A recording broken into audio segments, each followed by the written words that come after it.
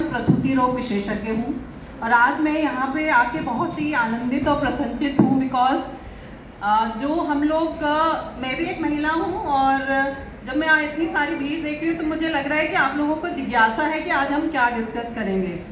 जो हम लोग डिस्कस करेंगे, सबसे पहले मैं धन्यवाद देना चाहूँगी प्रिंसिपल मंजुला उपाध्याय जी को,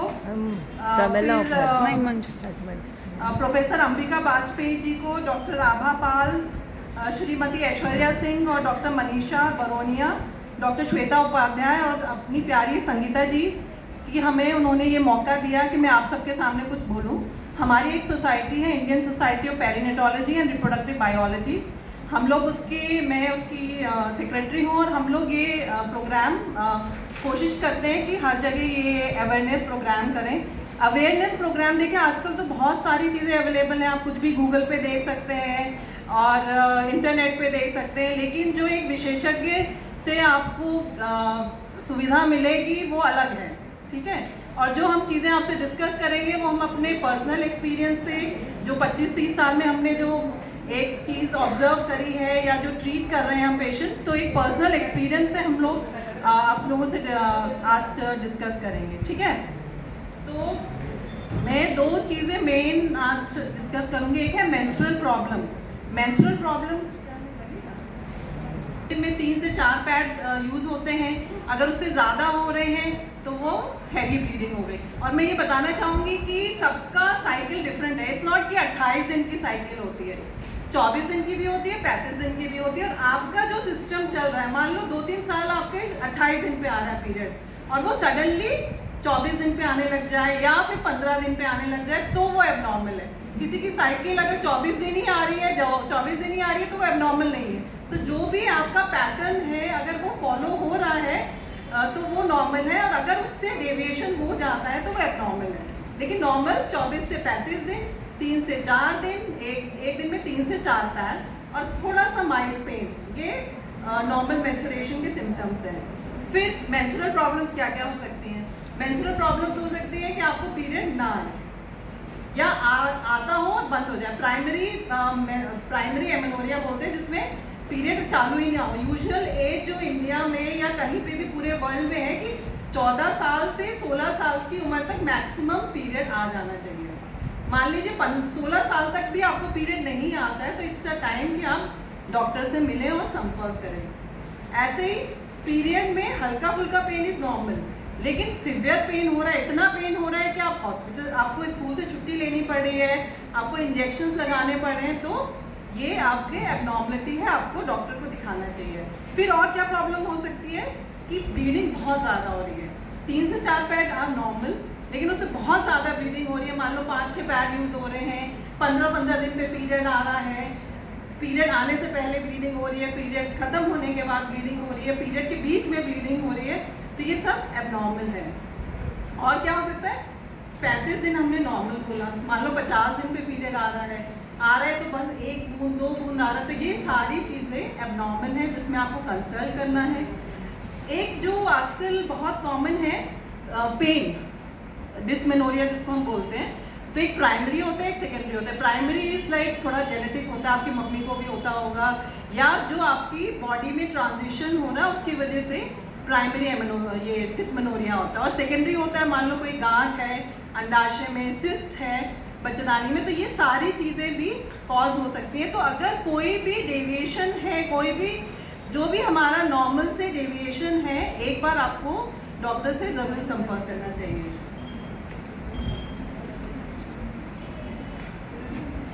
फिर आपकी मम्मी, मतलब आप तो ठीक है, अपनी मम्मी का भी ध्यान रखिए कि मम्मियों को अगर मेनोपॉज हो जाता है, रजोनोवृत्ति बोलते हैं हम, पीरियड खत्म हो गया, उसके बाद भी अगर उनको कभी 1-2 साल बाद पीरियड आता है तो वो भी एक अलार्मिंग साइन है। तो कितनी बड़ी प्रॉब्लम है, क्योंकि ये मेंस्ट्रुएशन प्रॉब्लम जो है वो कॉमन प्रॉब्लम है और 40% महिलाओं को बोलूँगी मैं, क्योंकि एडोलेसेंट से लेके रिप्रोडक्टिव एज से लेके मेनोपॉज तक महिलाओं को ये दिक्कत हो सकती है। तो 40% ये इतना कॉमन है ये मेंस्ट्रुअल प्रॉब्लम।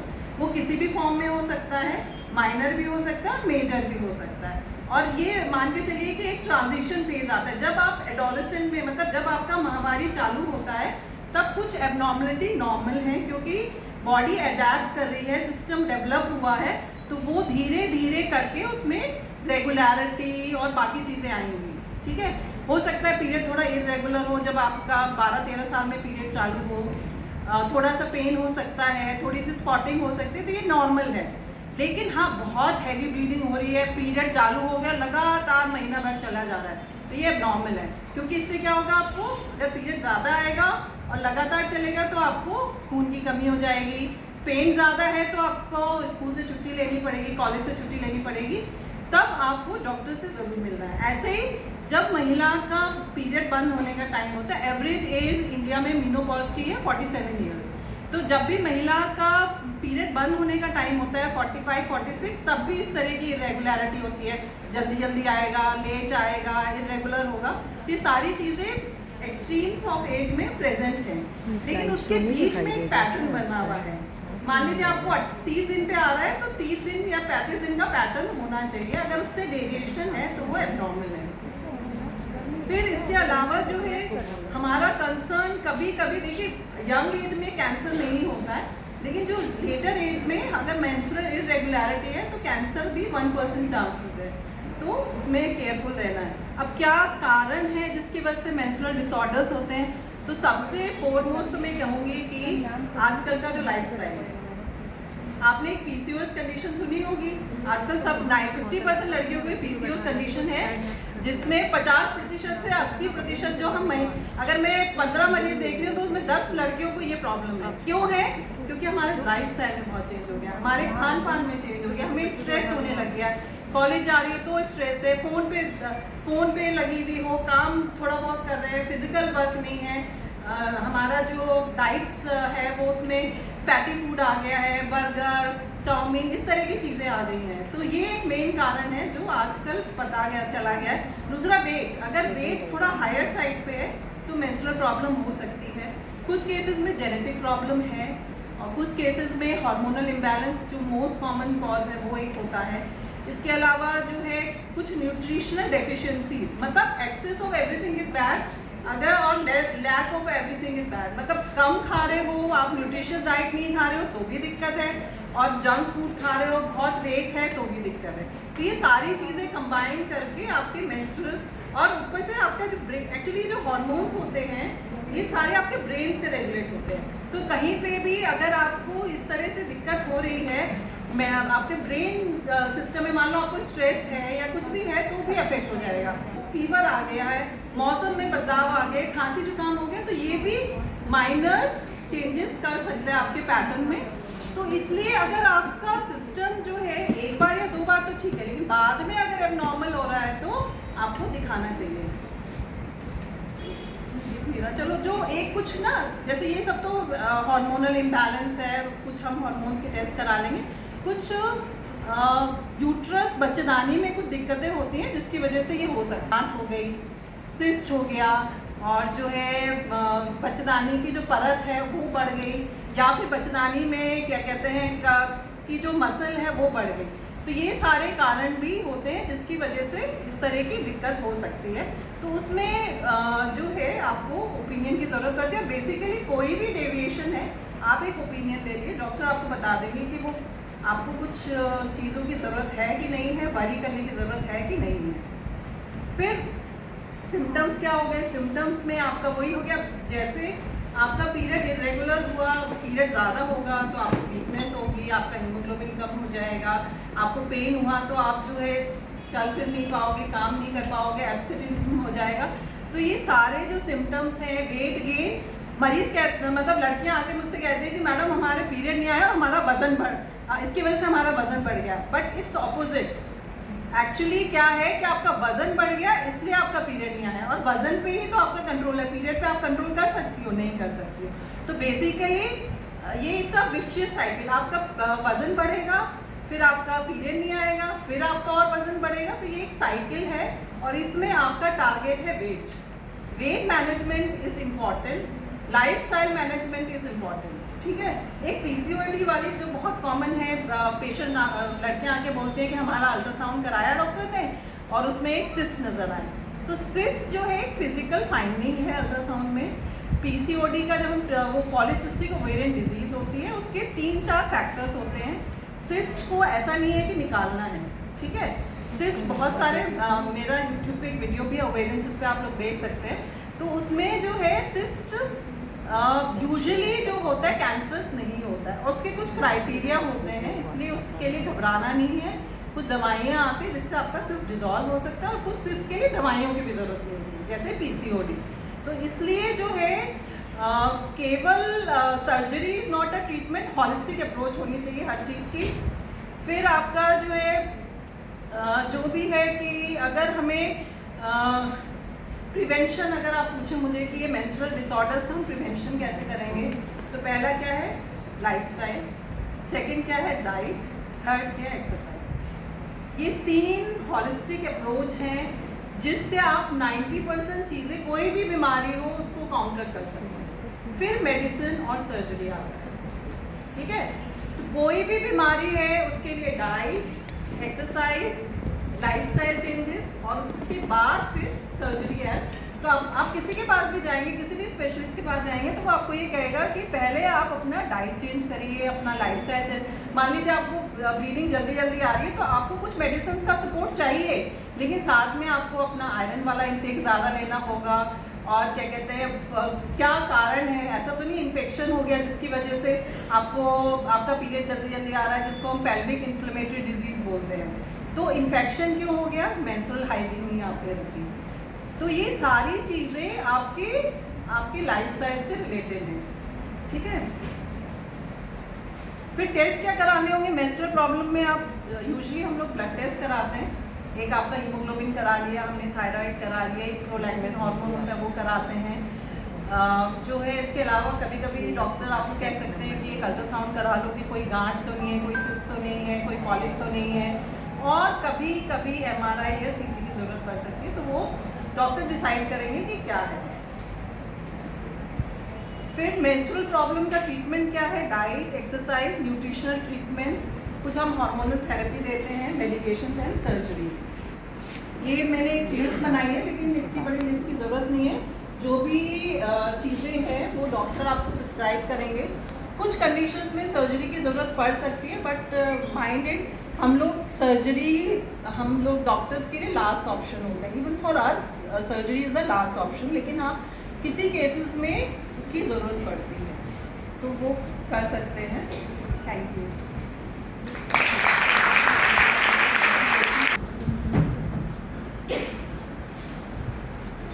आपने कभी किसी कैंसर के लिए वैक्सीन सुना है, बताओ, किसी ने सुना है? नहीं सुना है। हमने कोविड की वैक्सीन सुनी, हमने उसकी पोलियो की वैक्सीन सुनी, और क्या हम लोग टाइफाइड जो होता है वो ये टिटनेस का इंजेक्शन लगाते हैं, वो भी एक वैक्सीन है। बचपन में आपको DPT, BCG ये सब इंजेक्शन लगे होंगे। तो ये तो सारे जो इन्फेक्शंस हैं उनकी वैक्सीन है। मतलब आपको वूपिंग कफ हो गया, आपको टाइफाइड हो गया, आपको चिकन पॉक्स हो गया, तो ये सारी वैक्सीन जो हैं उसके लिए है, प्रिवेंशन के लिए, कोई भी इन्फेक्शन हो। तो अब हमारे पास एक ही कैंसर है जिसके लिए वैक्सीन अवेलेबल है, that is cervical cancer vaccine. तो सर्विक्स क्या होता है? सर्विक्स क्या होता है? जो बच्चेदानी का मुंह का एंट्री वाला एरिया होता है। वेजाइना जो होता है, वेजाइना मतलब वो पैसेज होता है, फिर बच्चेदानी होती है। तो बच्चेदानी के मुंह को हम सर्विक्स कहते हैं। अगर ये देखो, ये जो दिख रहा है ये सर्विक्स है, ठीक है। बच्चेदानी का पैसेज और सर्विक्स है, तो वहाँ पे अगर कैंसर होता है तो उसको सर्वाइकल कैंसर बोलते हैं। And it is the second most common cancer in world. मतलब ब्रेस्ट कैंसर और सर्वाइकल कैंसर, ये 2 कैंसर हैं जो मोस्ट कॉमनली महिलाओं में पाए जाते हैं। इसके अलावा और वैसे थ्रू आउट 5th नंबर का ये कैंसर है अगर और टोटल करें। फिर सर्वाइकल कैंसर क्यों इंपॉर्टेंट है? बिकॉज 2 चीज़ें इंपॉर्टेंट है इसमें। इससे रिलेटेड जो डेथ है, इमेजिन करो कि पर डे एक एयरबस जो 320 पैसेंजर्स को लेके जा रही है और वो क्रैश हो जाए, तो इतना वो इसका बर्डन है। तो सर्वाइकल कैंसर से बहुत सारी महिलाओं की डेथ हो रही है। और डेथ के अलावा मॉर्बिडिटी बोलते हैं हम एक चीज़ की, खाली डेथ हमारा क्राइटेरिया नहीं होता। आपका आगे चल के जो आपकी लाइफ में दिक्कतें आती हैं सर्वाइकल कैंसर से, आपका जो एक तरह का जो पेन है या ब्लीडिंग है या जो भी सिम्टम्स है आपका, जो आप का रहन सहन है वो अफेक्ट हो जाता है, तो उसको हम मॉर्बिडिटी बोलते हैं। सर्वाइकल कैंसर क्यों होता है? सर्वाइकल कैंसर की वैक्सीन इसलिए अवेलेबल है क्योंकि इसका कारण है HPV इन्फेक्शन, इसलिए हम लोग वैक्सीन बना पाए हैं इसके लिए, क्योंकि एक इन्फेक्शन है। वरना कैंसर क्या होता है कि सेल्स मल्टीप्लाई कर रही हैं, डिवाइड कर रही हैं, और एक जगह पे बहुत सारा, एक सेल की जगह 10 सेल हो गई, और वो जब मल्टीप्लाई इरेगुलर करती हैं तो वो कैंसर बनाती हैं। लेकिन सर्वाइकल कैंसर जो है एक तरह का इन्फेक्शन होता है, HPV उसकी वजह से होता है।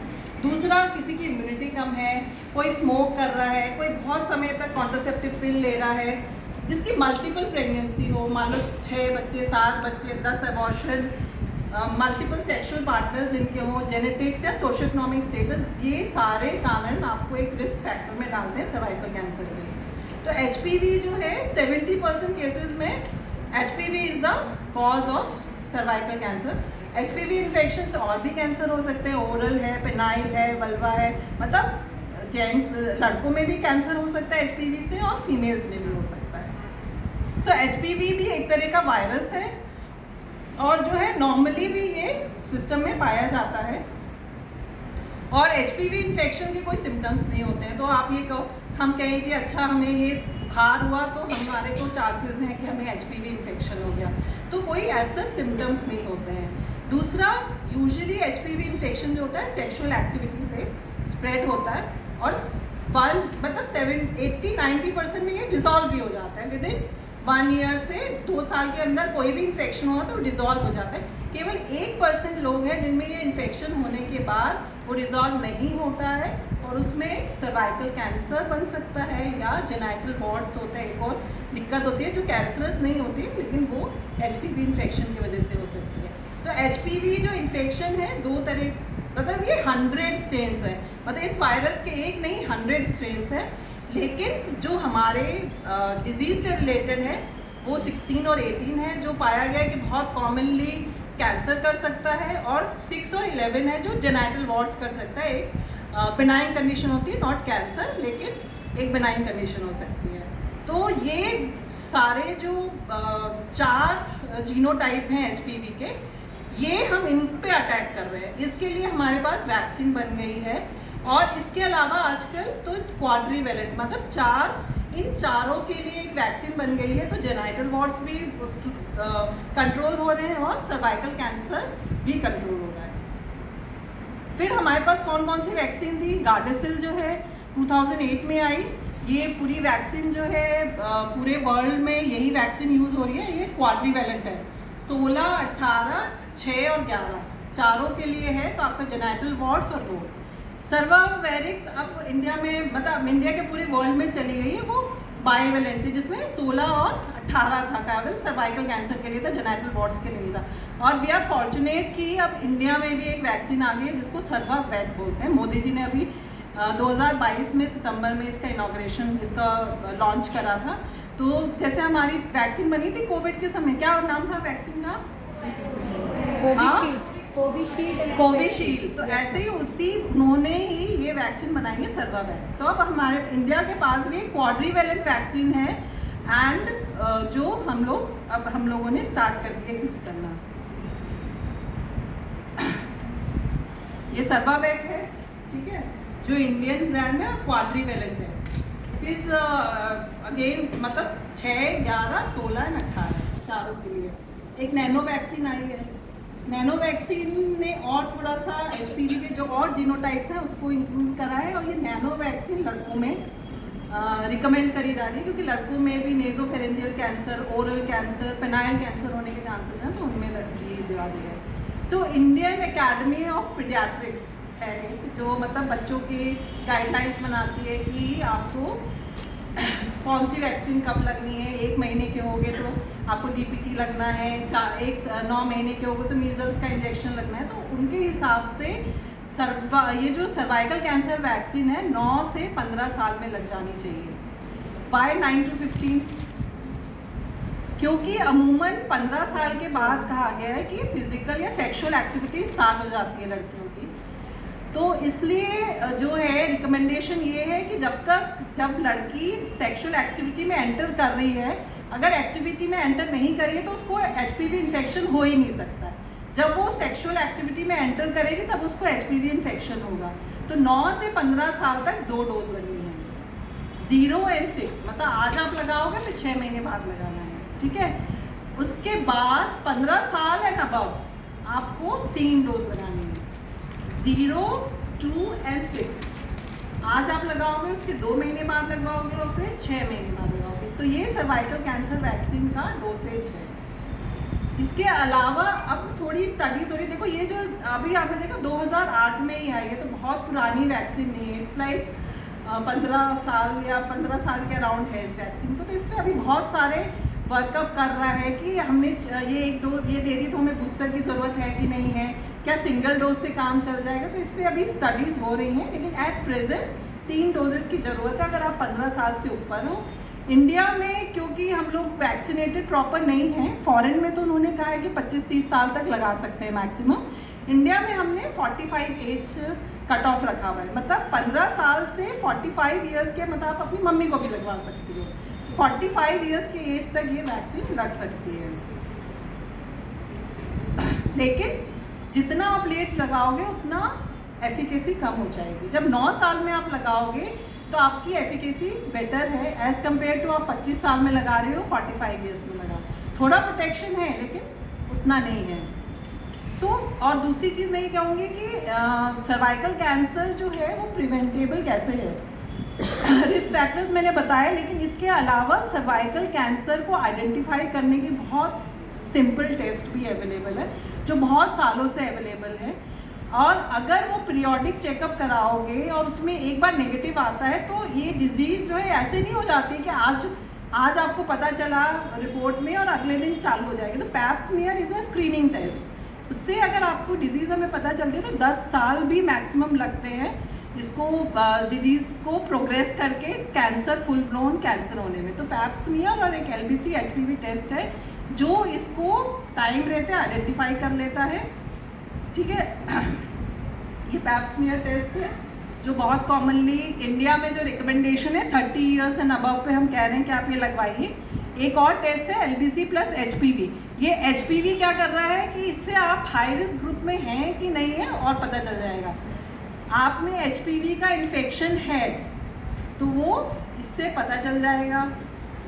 अच्छा, अब आपको HPV का इन्फेक्शन है तब भी आपको वैक्सीन लगानी है, क्योंकि ज़रूरी नहीं है कि उससे और एक तो कभी कभी ये डिज़ोल्व भी हो जाएगा, जबकि इम्यूनिटी आपकी HPV वैक्सीन से ही आएगी। मान लो आपको ये यूजुअली क्या होता है कि हमें इन्फेक्शन होता है, उससे हमारी एंटीबॉडीज़ बन जाती है बॉडी में, लेकिन इस इन्फेक्शन से एंटीबॉडीज़ नहीं बनेंगी जब तक कि हम वैक्सीन नहीं लगवाएंगे। तो वैक्सीन लगाना बहुत ज़रूरी है, एंड स्पेशली 9 to 15 ईयर लगा देंगे तो आपको ज़्यादा प्रोटेक्शन है।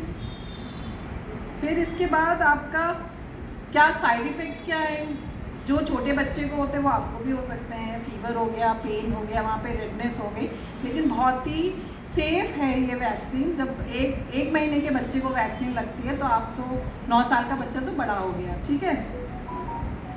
कॉन्ट्राइंडिकेशन बहुत ही रेयर है। प्रेगनेंसी और माँ अगर दूध पिला रही है तो नहीं देना है, और कोई बुखार है या उसको कोई मेजर डिजीज़ है तब उसको नहीं लेना है, अदरवाइज वो वैक्सीन आराम से ले सकते हैं।